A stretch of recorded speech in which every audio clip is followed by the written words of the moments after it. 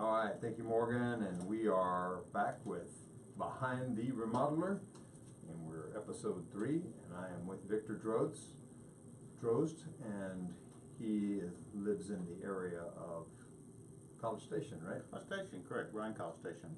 And so we've had experience together in some projects, and he's just the guy that I go to for advice on forensics in looking at how things have deteriorated. I know you've done a lot. Tell us a little bit about what you do, and I know you're kind of multifaceted, but just a little intro about what kind of work you do, and particularly how it applies to construction defects. Yeah, I actually started off at a very young age, about 12 years old, with my grandfather working. We actually did a lot of remodeling. We did some building, and of course, in the remodeling side of that deal, you learn about all the mistakes the builders make. You get to come back and try to fix those. We do learn a lot in the remodeling business about that, don't we? Definitely. Then into the home building side of it, I've actually been pretty large into the commercial side of this business. And today we are a design build company, which we design then and build the houses and do selective remodeling. What we'll take on for those jobs. Well, that sounds like a privilege to be selective. We should all be so selective, though. We need to be careful, and one of the things that I've recently done, because of my knowledge that you've given me, is become more selective on certain types of repairs, because I don't want to just do a cosmetic fix or give a repair that only addresses part of the problem. And sometimes it's hard to know where the problem is originating. That's correct. Before you can repair that problem, you really need to see what's causing that problem.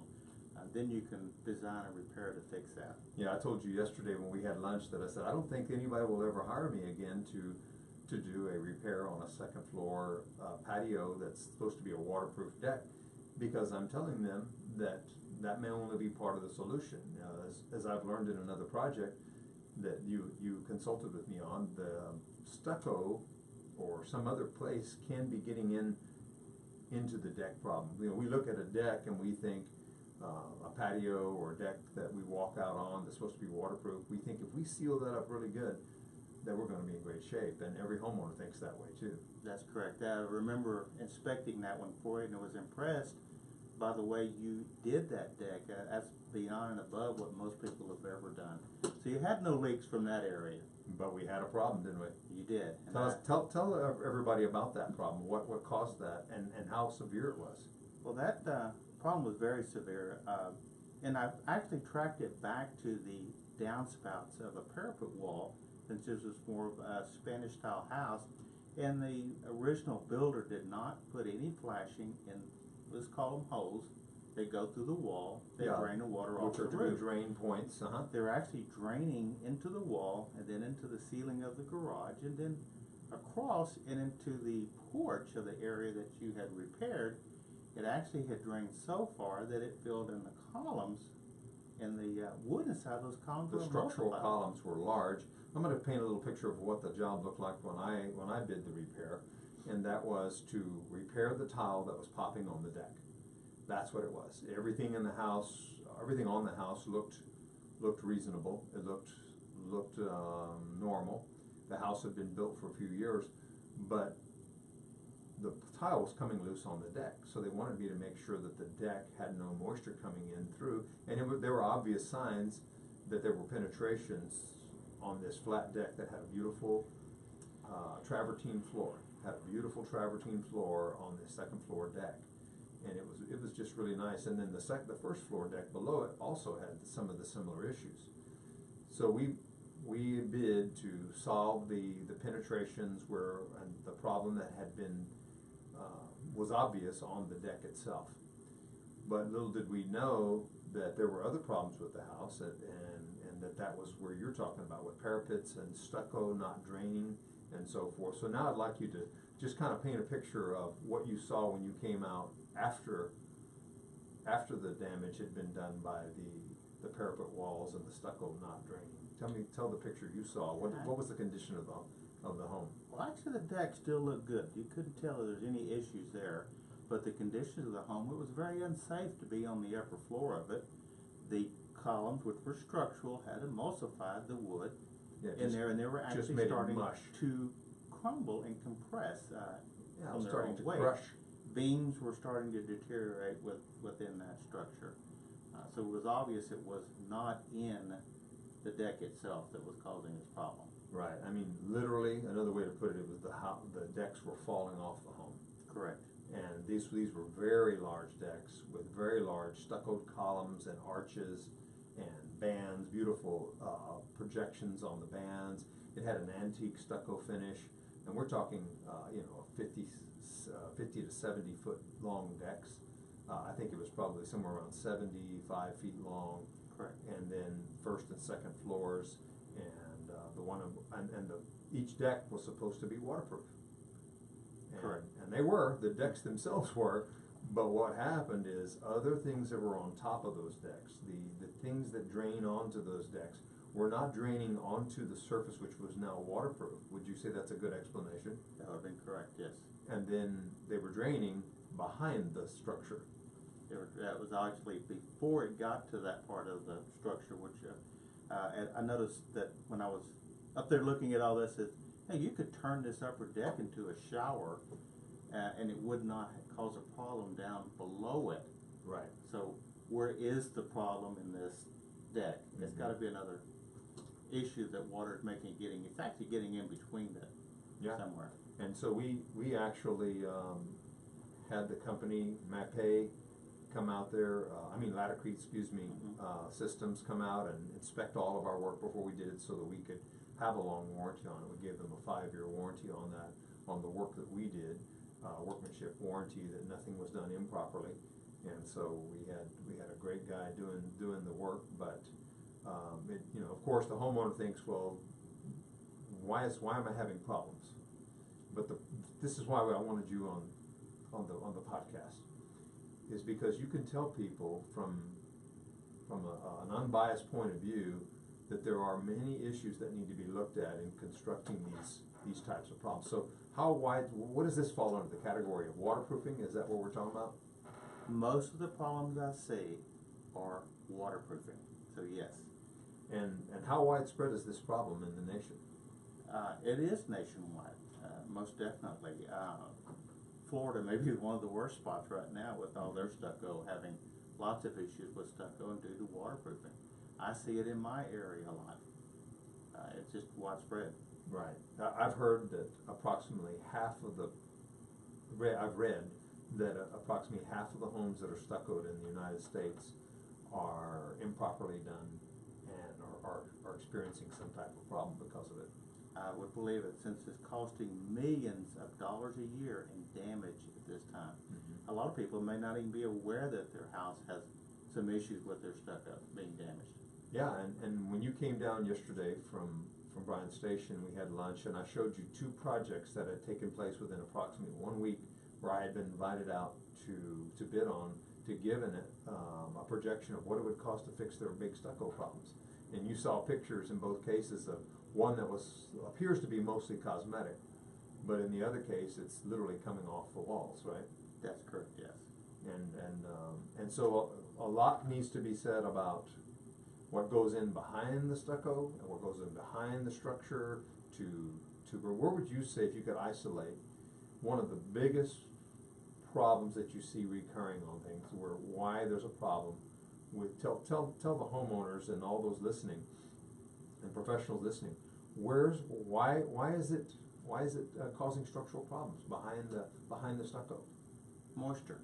And while we have more issues with moisture today than we did in the past, our houses are airtight. We have a different system going within our house, down to 5 perms air leakage and so forth. So they used to breathe a lot better. We used to breathe a lot. They could dry out from the outside or inside, but today that doesn't happen. And so that's one reason why, if you had like a gas leak in a modern home, you're much more likely to die in a new, tightly built home than you would in an old, drafty home. Correct. Yeah. And that also contributes to what you're saying, which is those homes could dry out. If they had a little moisture, it wasn't going to ruin the home.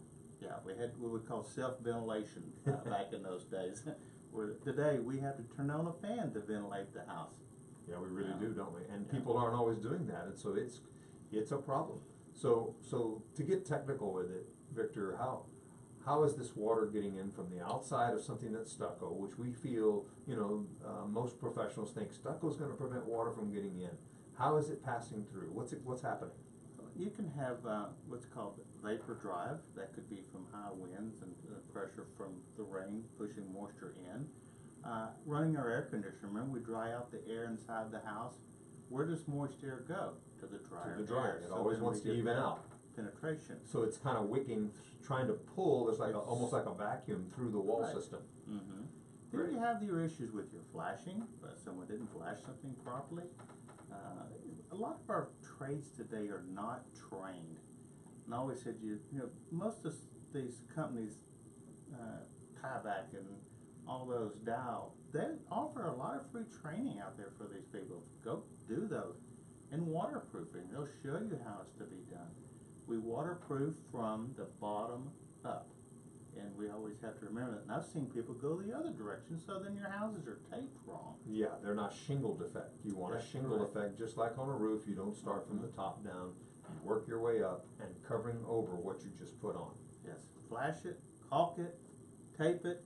After you put all this Tyvek on, there's a sequence that needs to go with it. Absolutely. And then someone probably needs to check behind you. That. And another issue I'm seeing a lot of, and I report to my building departments in both. If I see things going on, I start seeing problems, I tell them. That way they start inspecting this before they get covered up. But people are using a slap stapler to apply the Tyvek. I was going to ask you about that. I've heard, that even though the holes are tiny, it's still a bad practice. I know we use the fasteners with the little washer on it, the plastic caps. Correct. That's a good one. You can still staple it if you use that in there. Well, we actually use the nail, the hand-driven ones with a gun. Still that comes, okay. Yeah, it's a gun with a cap on it. Mm-hmm. Yeah. They make both. Both work good. Without that little cap on it, you're inviting a problem, water leak in there. Yeah, because the plastic cap actually seals around that Also, penetration. I'm seeing some problems with some of the house wraps. We talked about that yesterday, the Right. different types of them, and some of them are like using a blue tarp with hose poked in it. That's kind of questionable if that's a good one to use out there. Then you have your other ones that are spun polypropylene, I think, or one of those products. Polystyrene. Is it styrene or something? It's Yeah, in that. But they're spun, and we know which There's ones fibers. those are. It's a Fibers in fiber, there. Uh-huh. and those create holes in it, basically, that do not allow water to go through. You've got to let air come through, and we need to have no less than 5 drums. And if you can have a little bit higher, that's great too. Have you seen some that actually have perforations in them? There are several of those. We call those commodity house wraps.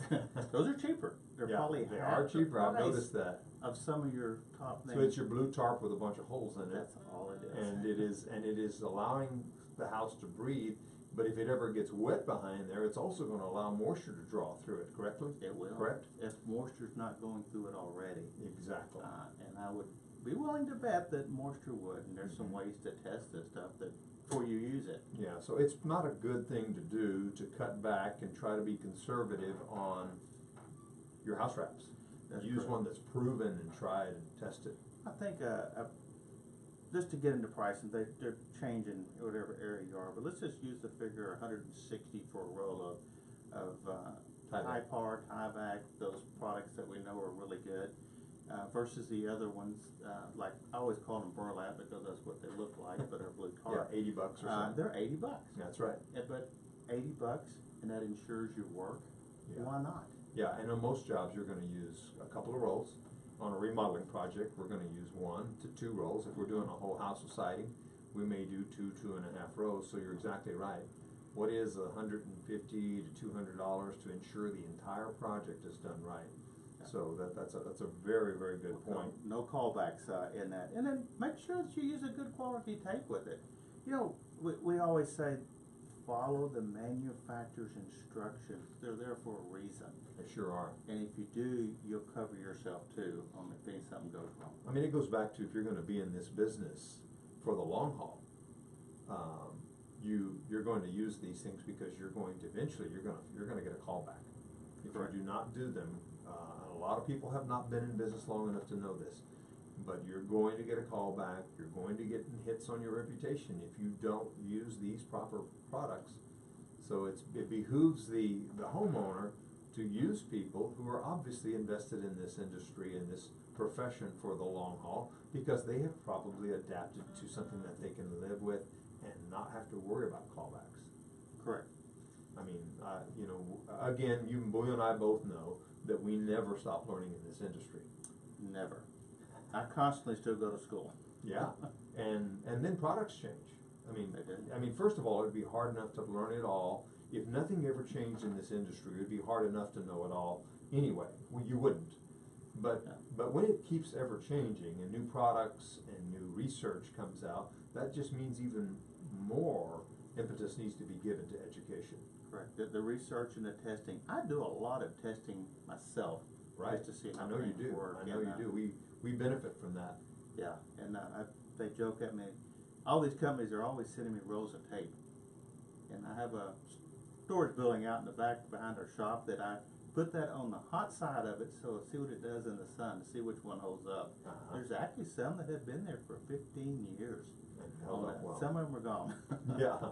Yeah. Yeah. But, yeah. So, and basically, I mean, a lot of people do not realize that a waterproofing system, whether it's in a shower, whether it's on a wall behind brick, whether it's behind stucco, all of these things need to drain.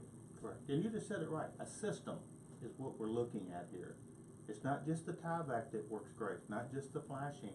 It has to be done as a system and properly done. Yeah, because you can do the correct steps on stucco application, for example, and do everything exactly like the manuals, like the industry standard is.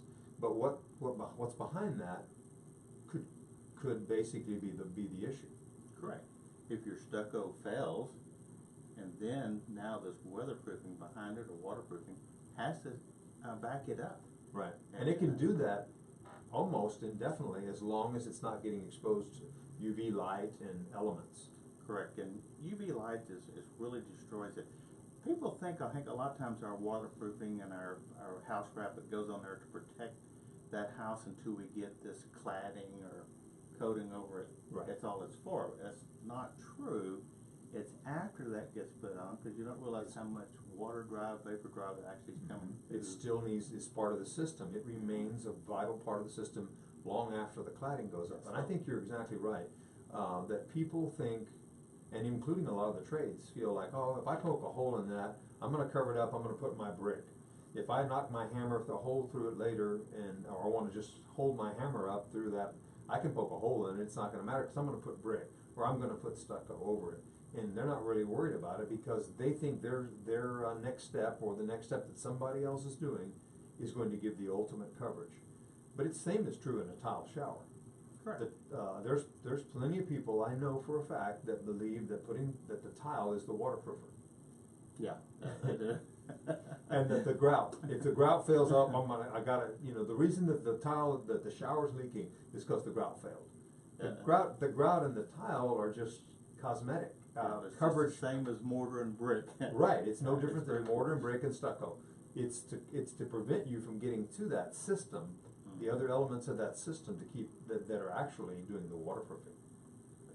Yeah, that grout sometimes is just merely cosmetic, so you don't see all the cracks in the right. So you can join them and make them look pretty, and the tile are to be something durable that looks good. So that, because I've always told people, you could take a shower in our showers without any tile on it, and you still wouldn't leak.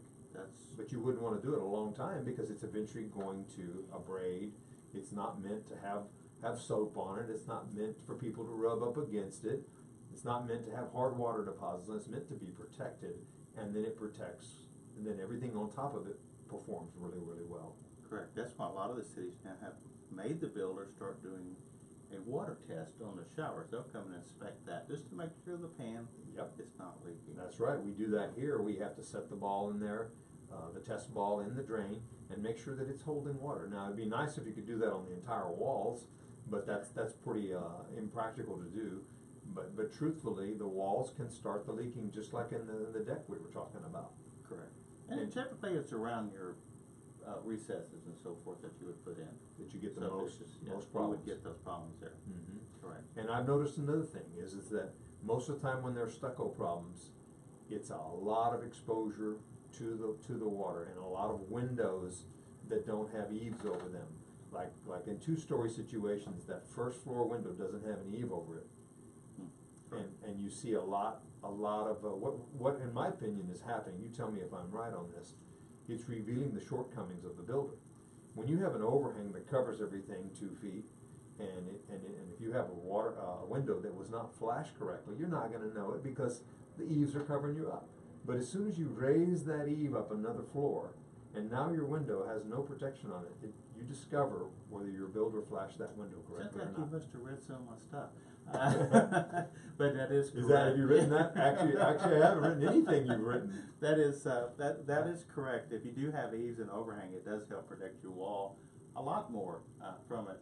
You know, today we get, most windows that we get, if they're vinyls and so forth, have integral flashing built into them. They call Or it self-flashing self-flashing. windows, which is a Anderson misnomer. and those do now too. Some of the old wooden windows had no, you set them in and You had to flash them. create the flashing.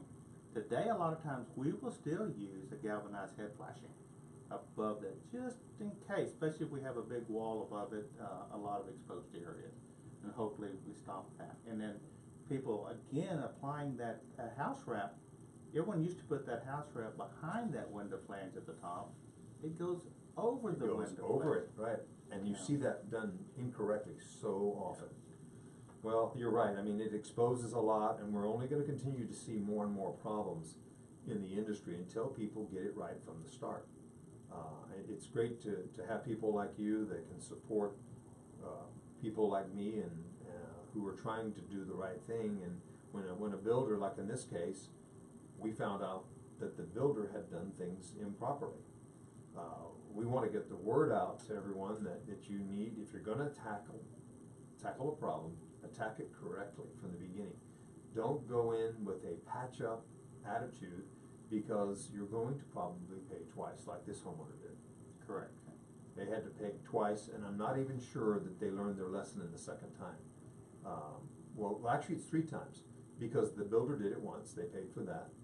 I did it, flashed it, did the decking correctly, and made it waterproof.